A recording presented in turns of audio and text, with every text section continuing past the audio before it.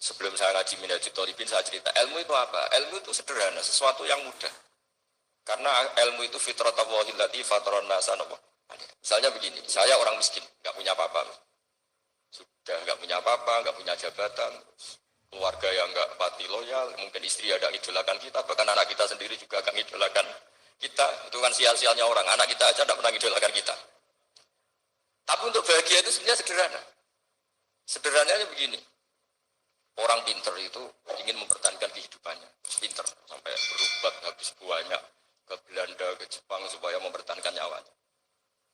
Si miskin ini kalau dia setiap makan, ya Allah, saya dengan makan ini mempertahankan nyawa saya. Jika makan itu satu kajian ilmiah bahwa ini luar biasa. Bahwa orang punya Alphard, punya uang 1 miliar, itu tidak mempertahankan sesuatu yang pokok, yaitu nyawa. Orang tidak punya Alphard itu hidup, nggak punya uang 1 miliar hidup. Tapi kalau nggak punya nasi 1 piring, nggak punya air 1 gelas bisa mati. Artinya orang miskin itu yusyarikul aghniya, sama dengan orang-orang kaya dalam hal kepemilikan hal-hal yang pokok. Tapi kadang-kadang orang miskin itu, ya nyon sewu agak belagu, sudah miskin ingin punya Alphard, sudah miskin ingin punya, ya dia tersiksa. Harusnya cara berpikir, nggak punya Alphard itu masih hidup, nggak punya uang 1 miliar masih hidup. Yang punya Alphard hidupnya juga pakai nasi 1 piring, yang punya uang 1 miliar juga pakai nasi. Ya kalau itu kan sama, saya punya. Kalau gitu kan bisa miskin rasa kaya. Itu memang harus dilatih. Nah, kalau orang kaya kan rumahnya banyak di mana-mana.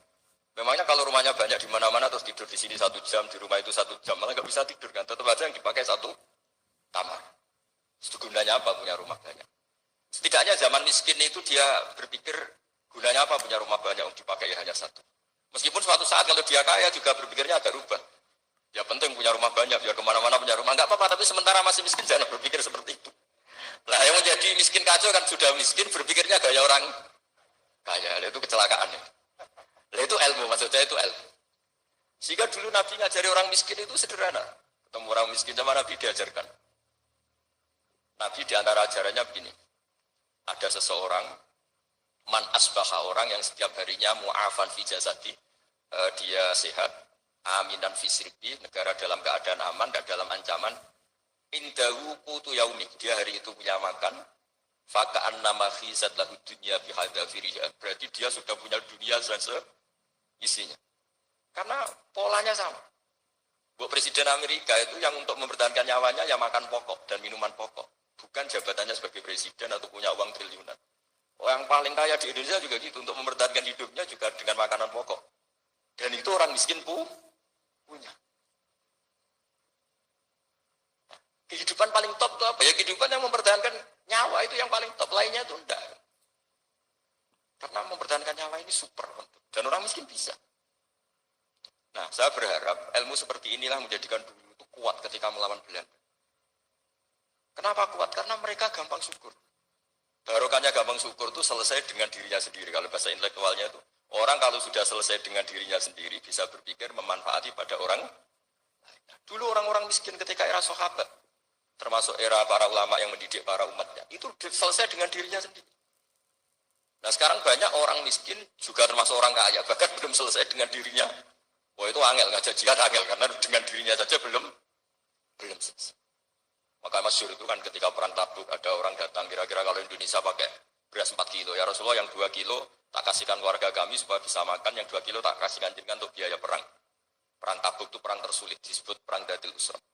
Sekarang hitung saja, ini coba dihitung, mungkin yang bagian kasir tahu. Kalau 2 kilo kali 3.000, umat Islam pas itu sekitar hampir 3.000. Itu sudah 6.000 kilo. 6.000 kilo itu artinya apa? Orang miskin ketika perang membiayai dirinya sendiri, itu satu. Kedua, dengan mental memberi, orang ini tidak tamak. Barokahnya tidak tamak, tidak nyalahkan yang kaya. Efek dari itu apa ketika perang Tabuk? Sumbangan dari Sayyidina Utsman yang jumlahnya besar sekali, yaitu di antara 1.000 dinar. 1 dinar kira-kira 4,25 gram, berarti sekitar 4.000 gram. Itu bisa diberikan alat perang. Sumbangan dari Abu Bakar juga bisa dipakai beli kuda untuk perang. Nah bayangkan kalau kebutuhan orang miskin ini untuk makan itu nggak mau urun. Wong saya miskin, nggak perlu urun, wong saya miskin dipakai alasan terus. Maka jumlah 3.000 ini akan mengurangi anggaran untuk belanja peralatan perang, karena untuk konsumsi orang miskin. Jadi itu kadang mangane tanduk, itu kan repot. Wis miskin mangane tanduk, nak antri mo kan ribet. Artinya apa? Perang ini tidak fokus karena ngurusi konsumsi untuk orang-orang miskin. Dulu zaman Nabi orang miskin pun semuanya heroik. Mereka dibantu gak mau, inginnya bantu. Sampai dicibir sama orang munafik. Apa gunanya sedekah 2 kilo? Perang ini perang besar antar negara. Pas itu mau perang melawan Romawi. Sampai orang munafik bilang alladzina almizuna almuttawiina minal mu'minina fi shadaqati walladzina la yajiduna illa juhdahum faskharuna minhum. Orang-orang munafik digambarkan Allah orang-orang yang mencibir sedekah kecil. Untuk perang besar kok sedekahnya hanya 2 kilo. Tapi yang mahal bukan 2 kilonya. Kalau ada 1 juta orang miskin menyumbang negara 20.000. Itu artinya apa? Kita punya rakyat yang inginnya hubungannya dengan negara memberi. Tapi coba kalau kita 2 juta rakyat yang inginnya dari negara mendapat. Pegawainya demo ya. Nah ini ajarannya Nabi yang luar biasa. Dulu Nabi itu bisa mendidik orang miskin pun bermental memberi. Nah barokahnya bermental mandiri ini mereka selesai dengan dirinya sendiri. Coba kalau mereka ada bawa makanan sedikit ketika perang. Mungkin kuda yang untuk perang, mereka berpikir, ini saja disembelih supaya kita bisa makan. Ribet kan? Ngapain beli senjata yang mutakhir, makan saja nggak bisa. Tapi barokahnya mereka urun sendiri. Mereka selesai dengan dirinya sendiri. Ini hebatnya didikan Rasulullah Shallallahu Alaihi Wasallam. Dulu Mbah Hasyim dan kawan-kawan itu berhasil mendidik seperti itu. Santri yang miskin-miskin itu kalau ngaturi kiai, duwene telo itu gak telo. Duwene wiye juga no. Jika kiai sing wis mapan-mapan, misalnya kados kula wonten kan mun setengah mapan. Ya akhirnya yo iso mangan wi. Jebule wi ku yo enak. Santri yo seneng mergo kiai ini seneng pancen wis suwi mangan pizza misalnya. Nah tapi nek sing melarat terus aku melarat kiai tak kei wi mosok doyan. Wis melarat medhit di alasan kan ribet kan. Ini yang perlu dihilangkan. Medhit kok berargumentasi.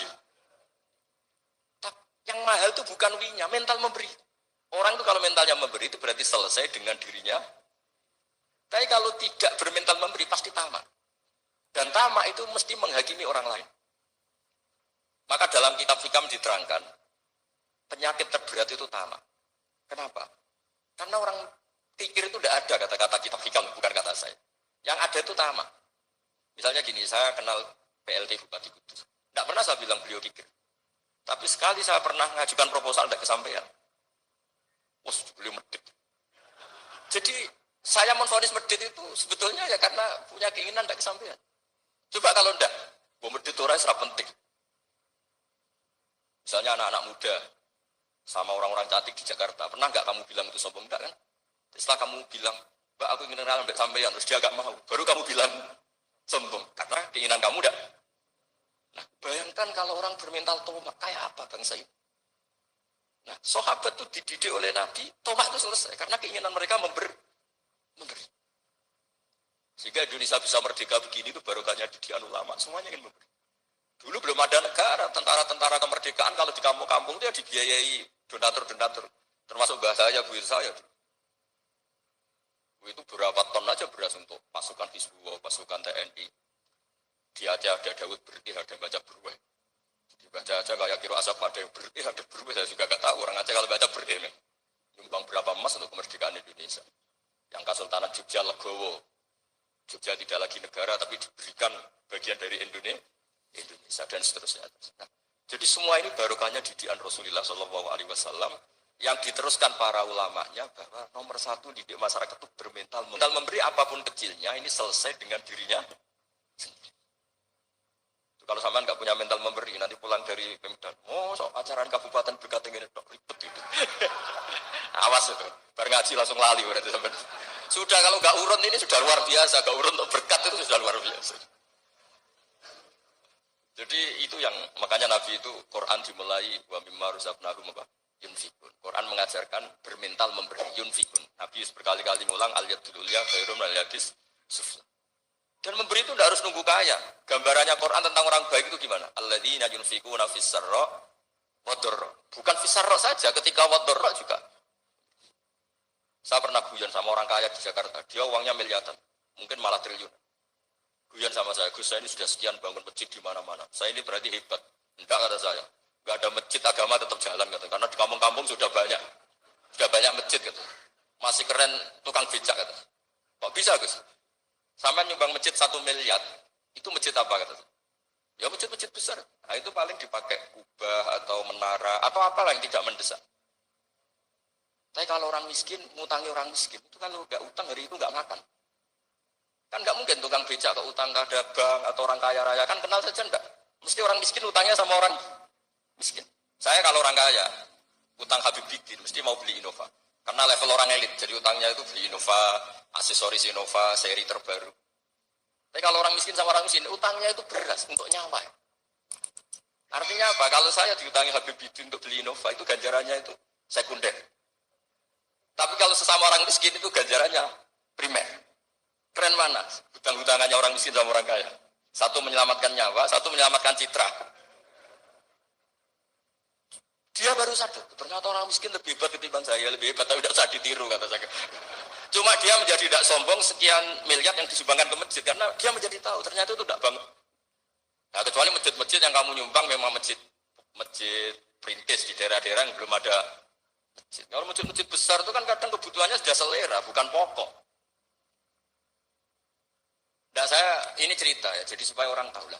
Zaman Nabi itu orang sudah selesai semua dengan dirinya sendiri. Jadi maksud saya Islam nggak apa-apa tanpa masjid itu masjid yang sudah sifatnya selera. Indonesia kan masjid sudah sifatnya selera semua. Yang dikatakan masjid pokok kan yang dipakai sholat bisa, dipakai alat sesuci bisa. Tapi kalau sudah selera ya pondasinya harus begini, lampunya harus dari kristal, terus kubahnya itu sudah selera. Nah rata-rata sumbangan yang miliatan itu kan sudah ke selera. Sementara orang miskin utang-utangan sama orang miskin untuk menyelamatkan apa coba? Nyawa. Artinya para orang miskin jangan kecil hati. Wah saya sudah kok hanya 2 kilo. Tapi 2 kilo nyawa. Dan itu pahalanya luar. Nah, ini ilmu asal saya. Nah, Kia itu berhasil seperti itu. Sehingga orang-orang miskin dulu tuh. Rumah tentara itu ya nganggo ui. Nganggo telo. Bahkan ada yang pakai apa itu? Pak Hartopo itu. Pisang itu. Arasnya pisang itu. Bronggolnya pisang. Sudah dipakai saja Pak tentara. Tentara di mana-mana bisa makan. Coba kalau yang ngamal, yang kaya tok itu tidak cukup. Tapi barokahnya yang miskin juga ikut ngamal itu cukup. Karena yang miskin itu mayoritas. Jadi didukung kaum miskin itu pasti menang lah kan kira-kira gitu. Karena di mana-mana orang miskin itu banyak. Menemukan orang kaya itu nyari data. Kalau menemukan orang miskin seketemunya pasti ketemu. Dan orang miskin ini dididik ulama untuk berkontribusi. Sehingga banyak tentara ketika dicari Belanda pura-pura jadi petani. Ini juga yang menyelamatkan orang miskin. Nah, ulama dulu itu orang paling sukses mensuasanakan seperti itu. Itu yang diceritakan di perang Tabuk. Mimpa di maka tayazihu qulubu fariqin minhum. Jadi perang Tabuk itu perang di antara yang paling diceritakan Allah berkali-kali apa? Ya Rasulullah tadi malam saya buruh dan ini dapat 2 sok ya kira-kira berapa kilo lah. Yang separuh untuk keluarga kami, yang separuh saya sumbangkan ke jenengan. Itu coba perang antar negara hanya menyumbang 2 kilo beras. Bayangkan. Tapi nilainya bukan 2 kilo. Kalau 2 juta rakyat Indonesia nyumbang 2 beras artinya hubungannya dengan negara hubungan ingin memberi.